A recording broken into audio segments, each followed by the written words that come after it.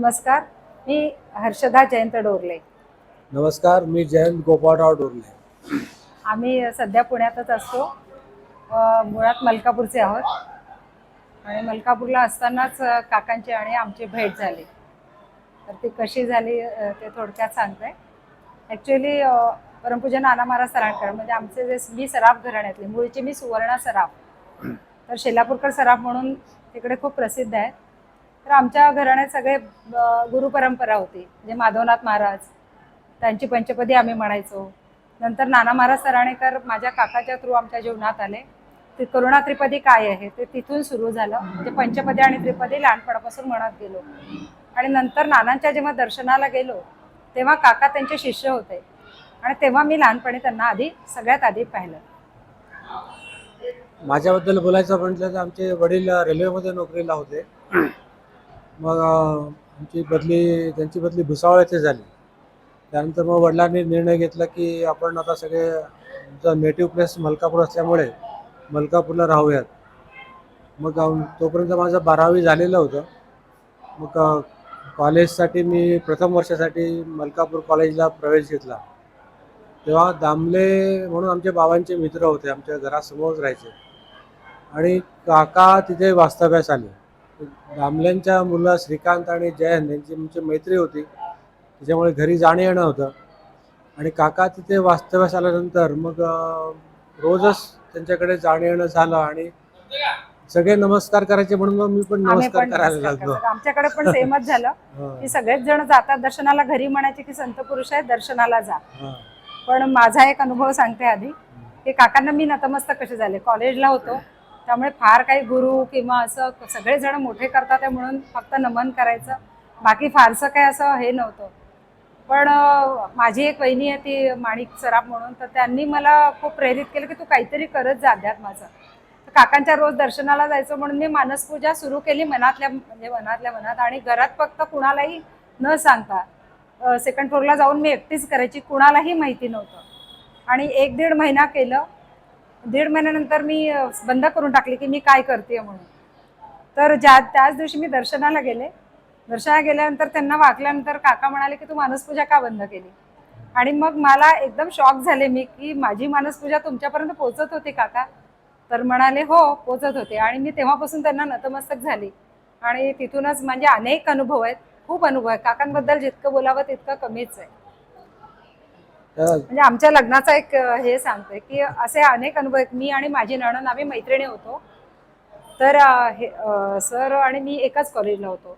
ते फायनलला मी 11वीला आणि नंतर हे ठाण्याला गेले. शिकायला गेले.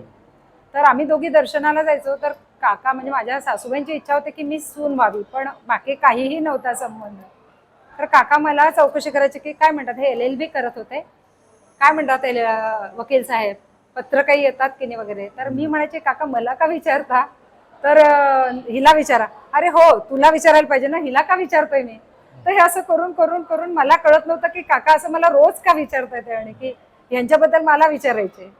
तर असे किस्से झाले की हळूहळू काकांनी म्हणजे प्रेमात काढलं अक्षरशः. आणि असा किस्सा बरेच अनुभव आहेत. तर आम्हाला अजून एक सांगते की हे त्याच्यानंतर जयंत डोरले हे प्रॅक्टिससाठी मलकापूरला आले आणि नंतर मग यांनी मंत्र घ्यायचा ठरवला. यांना काका हो म्हणाले. मी कन्फ्युज होते की मंत्र काकांचा घ्यायचा की नानांचा घ्यायचा, हे नेहमी असायचं. म्हणून काकांनी माझ्या सासूबाई म्हणाले की जयंत घेतोय. म्हणजे त्यावेळी मी मावशी म्हणायची तिला, मैत्रिणीची आई. तर मावशी म्हणाले की तू पण घे, माझ्याकडे काका येतात आहे तर तू पण घे. तर मी म्हणाले की हो चालेल. मग मी काकांकडे गेले, दामल्यांकडे. त्यांना म्हटलं की मला गुरुमंत्र हवाय. तर ते नाही नाही नाही नाही मी नाही देणार आहे कोणाला वगैरे. म्हटलं काका प्लीज द्या ना मंत्र. तर म्हणाले की नाही नाही नाही मी तुला नानांचा घ्यायचा आहे की माझा काय अजून तू. म्हणजे त्यांनी माझ्या मनातलं ओळखलं की तू स्वतः अजून कन्फ्युज आहे. तर मी म्हटलं नाही मला तुमचाच हवाय, पण माझी हिंमत होत नव्हती. तर म्हणजे मी काही वाघ आहे तुला खायला, तू मला का विचारलं नाहीस. आणि मग मी पाया पडले. तर त्यांनी मला काही अटी घातल्या की तुला डोरल्यांकडे यावं लागेल साडी नेसून. म्हटलं हा ठीक आहे, ते काय फार नाही. तू सराफांच्या कुणालाही आणायचं नाहीस. मी म्हटलं आता हे काय, कारण आमचं तर काहीच नव्हतं, म्हणजे लग्नाचं काय. म्हटलं ठीक आहे काही हरकत नाही. नंतर म्हणाले की फोटोग्राफर घेऊन ये. म्हटलं हा चालेल, आणि मी जशी सांगेल तुला पूजा तशी करावी लागेल. म्हटलं चालेल काहीच हरकत नाही. आता अजून एक किस्सा असा आहे की आमचं एक गाव आहे तिथे माझे आई वडील राहतात, तिथे शेती वगैरे शेलापूर म्हणून. तर ही जी आरती आहे काकांची, आरती करू सद्गुरूची, तर ती त्यावेळी घडली आहे. मी घरी गेल्यानंतर त्यांना सगळं सांगितलं की मला काका मंत्र देतात ते उद्या उद्या, तर त्यांना खूप आनंद झाला. आणि मी माझे वडील करायचे काव्य करतात, तर मी त्यांना म्हटलं मला एक आरती करून द्या काकांसाठी. तोपर्यंत काका आरती स्वतःची करून घेत घेत नव्हते. नव्हतं. आणि मग वडिलांना रात्रभर सुचली नाही आणि मला 5च्या गाडीत निघायचं होतं. तर माझी आई म्हणाली की अरे तुम्ही का नाही केलं तिचं, मला सुचतच नाही आज ते. माझी आई एक 5 मिनिटं घरात गेली स्वयंपाकघरात आणि तिने भरभर 2 आरत्या लिहून काढल्या. तर त्यापैकी ती आजही म्हटल्या जाते की जे आरती करू सद्गुरूंची करू. करू. आणि नंतर आम्ही आल्यानंतर हे पुढचा किस्सा सांगतील तुम्हाला. मी डोरल्यांकडे आली हे घेऊन. हा. तर आम्हाला सांगते, नाही सांग.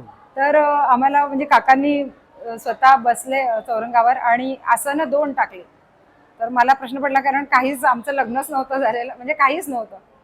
तर काकांनी आसनं नंतर ह्याला बसवलं आणि मला म्हणले तू शेजारी बस. म्हटलं नाही काका त्याचं होऊन जाऊ द्या. म्हणे मग तुला मंत्र नकोय का? म्हटलं नाही मला मंत्र हवाय. मग मी तुला बोललो होतो म्हणे की तू मंत्र तुला असं, मग मी जसं म्हणेल तसं तुला करायला लागेल. म्हणलं हा चालेल. मग मी बसले आणि लिटरली काकाने आम्हाला दोघांना सोबत, जशी नवरा बायको पूजा करतात तसं मला आम्हाला सोबत करायला लावली पूजा. त्या दिवशी मी ठाम झाले की मला ह्याच्याशीच लग्न करायचं आणि माझा जीवनसाथी आहे. ऍक्च्युली आमची दोघांची पत्रिका जुळत नव्हती, पण ग्रह काही करत नाही जेव्हा, रबने बनाई जोडी. त्यामुळे आम्ही ग्रहांच्या भानगडीत पडलो नाही. जुळवून आणली पत्रिका साहेबांनी माझ्याशी. माझे वडील कर्मठ होते. नाही, आणि ते वेदशास्त्री संपन्न जोशी म्हणून होते, ते म्हणे की गुरूंनी ठरवल्यानंतर गुरूंना हे पत्रिका वगैरे पाण्याची काही गरजच नाही. आणि आजतागायत आमचं खूप छान चाललंय. एक सांगा, हा फक्त गुरु असतो, अजिबात नाही असं काही. त्याच्यानंतर म्हणजे असं काहीतरी आहे की तुम्ही इतके वर्ष, किती वर्ष झाले आम्हाला लग्नाला आमच्या 35 वर्ष झाली. 35 वर्ष. हो, आणि त्याच्या आधी 7 वर्ष. त्याच्या आधी 7 वर्ष. हो, आणि आम्ही खूप लाडके होतो काका. असं काय आहे की तुम्हाला अजून तरी खेचून ठेवलं? म्हणजे काकांमध्ये ना हे सांगतील की काकांचं सगळ्यात म्हणजे मी जेव्हा दर्शनाला जायला लागलो त्यावेळेस काकांचं जे साधेपणा आणि मित्रत्वाचं वागणं, म्हणजे इतकी मोठी महान संत विभूती, पण अगदी आपण मित्र. गेल्यानंतर आपल्याला जे आपलेपणाने ते जवळ घ्यायचे, पाठीवर हात ठेवायचे, आपल्या रोजच्या दिनचर्येत काय काय चालू आहे त्याची हे घ्यायचे. जेव्हा मी ते विद्यार्थी परिषदेचं काम करायचो, मग इलेक्शन लढायचो, मग ते चौकशी करायची की बाबा आता कोण कोण उभं राहणार, तू काय व्यूहरचना करणार, कसा, म्हणजे त्या गोष्टीमध्ये सुद्धा ते ते रस सुद्धा रस घ्यायचे घ्यायचे आणि आणि प्रत्येक ते गोष्ट सांगायची. सांगायचे. आणि मग ते असे मित्रत्वाने वागल्यामुळे मग त्यांच्याबद्दल अशी खूप आपलेपणा वाटत, भीती गेली. संत हा. म्हणजे जे काय कर्मठपणा किंवा असं काहीच काहीच नव्हतं. नसते. सात्विकता. सात्विकता जे आणि काकांना साधेपणा. इतकं शरण गेलो आम्ही की काकांशिवाय दुसरं कोणी नाहीच नाहीच. असं व्हायचं की काका इज काका. म्हणजे आमची आजही तुलना होते की आम्ही संतांच्या, पण काकांनीच सांगितलं बाकीच्या संतांचे पण दर्शन घेतो, घेतो आम्ही दर्शन. काकांचा काका जो is साधेपणा आणि सात्विकपणा आहे तो कुठे दुर्मिळ आहे. दुर्मिळ आहे तो. दुर्मिळ आहे, दुर्मिळ. आणि तिथे आम्ही शरण गेलो आणि अनेक अनुभव आजही येतात. म्हणजे इतके अनुभव आहेत. म्हणजे लग्नानंतर आता आम्ही यांचे हे न्यायाधीश झाले, तर ह्या गोष्टी सुद्धा मी काकांशी प्रत्येक गोष्ट बोलायची. आमचा संघर्ष होता सुरुवातीला, पण आम्ही छान राहिलो. छोट्या गावात होतो, पण वाटायचं की काहीतरी असं छान व्हावं. तर त्यांनी ज्या तारखेला सांगितलं त्या तारखेलाच, म्हणजे आमच्या लग्नाचं असू दे किंवा आमच्या नोकरीचं असू दे, की तुम्ही यानंतर तुम्हाला आता 7.5 चालू आहे, तू कितीही प्रयत्न केलेस, तू आणि हा काहीही होणार नाहीये. ह्यानंतर मात्र तुम्ही पुढे खूप जाणार आणि तुम्ही मागे वळून बघायचं नाही. आणि 1998ला 99ला सर जज झाले. माझी त्याआधीच नोकरी लागली आणि त्यानंतर ते म्हणाले मागे वळून बघायचं नाही, तुमचे कर्म तुम्ही नीट करा. आम्ही सांगायचो, काही बरेच किस्से असे व्हायचे, घरात व्हायचे, बाहेर व्हायचे, तुम्ही ह्या कारणे ऐकायचं किंवा सोडून द्यायचं. त्या क्षणी सोडून द्या. तुम्ही तुमचे कर्तव्य नीट करा. तुमच्या कर्माचं तुम्हाला फळ होणार, दुसऱ्या कर्माचं तुम्ही द्यायला जाऊ नका. चांगले कर्म चांगले फळ, हा थोडक्यात हे त्यांचं त्यांनी आहे. त्यावेळी गीता आम्हाला शिकवली. आणि मला म्हणायचं की पाटी कोरी कर. जे लिहिलेलं तुला चांगलं लिहायचंय ना, तर काय करतो आपण, पाटी पुसून टाकतो. तर तू त्या जीवनाची मागची पाटी कोरी कर आणि चांगलं लिहित राहा. आणि मी आता काय त्यांनाच फॉलो करते. प्रत्येक गोष्ट मी त्यांना फॉलो करते. म्हणजे साधेपणा एवढा त्यांचा की मी जेव्हा INS कॉलेजच्या हॉस्टेलला राहत होतो त्यावेळेस आमच्या इथे टेकडीपाशी सिंगल रूम होत्या. मग कौस्तुभ ठोसर म्हणून ते CA होते पुण्यामध्ये, त्यांच्याकडे काका उतरायचे प्रभात रोडला. मग ते आले की मला तिथे बोलून घ्यायचे, मग आम्ही सोबत फिरायचो. तर सकाळी मॉर्निंग वॉकला ते आमच्या कॉलेजला यायचे. ते हॉस्टेल रूमला पण यायचे, आम्ही कॅन्टीनला नाश्ता पण करायचो करायचो. सोबत. म्हणजे इतका साधेपणा त्यांचा की ते असं म्हणायचे नाही की कॅन्टीनला कशाला आपण पण ते सोबत ते आमच्या सोबत कॅन्टीनला आणि त्यावेळेस तो नाश्ता हाकामारीचा एक किस्सा होता. हो हाकामारीचा एक हाकामारी म्हणून एक प्रकार झाला होता. फुल्या यायच्या अशा पुण्याच्या हॉस्टेलला आणि काहीतरी हाकामारी सारखं काहीतरी काय हाका मारायचं कोणतरी, तुम्ही दार उघडायचं नाही, असं असं काहीतरी ते विचित्र पूर्ण- प्रकार होता. आणि हे सगळे दारं खिडक्या बंद करून बसायच्या. आणि काकांच्या हॉस्टेलला गेले तर ह्याला तर आधी गंमत की तुझ्या इथे काकांचा फोटो वगैरे पाहिला. अरे हे काय लावले म्हणे, तू जरा हिरो हिरोईन्सचे फोटो लावायचे. तर म्हणे हे म्हणाले हेच माझे हिरो आहेत म्हणून.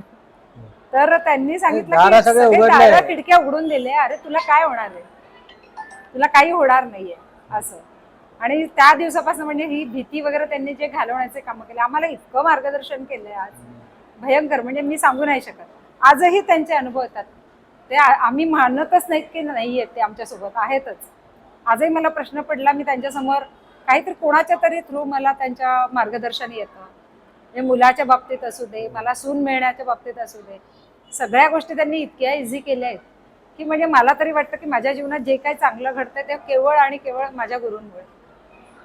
एक माझ्या मुलाचा पण किस्सा आहे की मुलगा सिंहगड कॉलेजला इंजिनिअरिंगला होता आणि तो काकांचा मंत्र घेतलाय त्याने, पण लहानपणीच मिळालाय, पण त्याला त्याचं महत्त्व पटव आणि आपण जबरदस्ती करायची नाही, काकांनी कायम सांगितलं.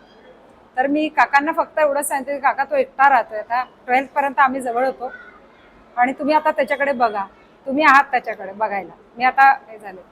तर त्याला मी आणि तुम्हीच श्रद्धा त्याची बसवून घ्या, मी काही करणार नाही.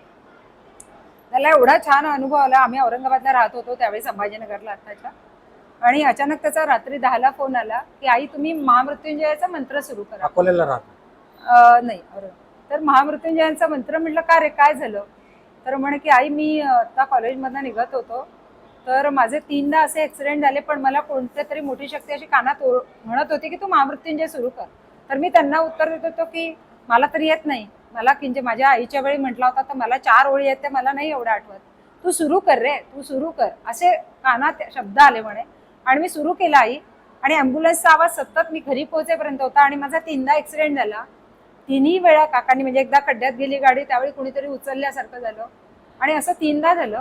आणि त्यांनी सांगितलं की हा कंटिन्यू करायला सांग तुझ्या आईंना आणि त्यांना. आणि म्हणून मी तुला आत्ता कळवते, माझ्या डोळ्यातनं अक्षरशः अश्रू की काका तुम्ही आहात त्याच्याजवळ. म्हणजे आजही हे इतकं अद्भुत आहे, सगळं अद्भुत रसायन म्हणतो आम्ही काकांना, की जे काय आहे ते त्यांच्याशिवाय कुणी नाही, असं असं. थँक्यू.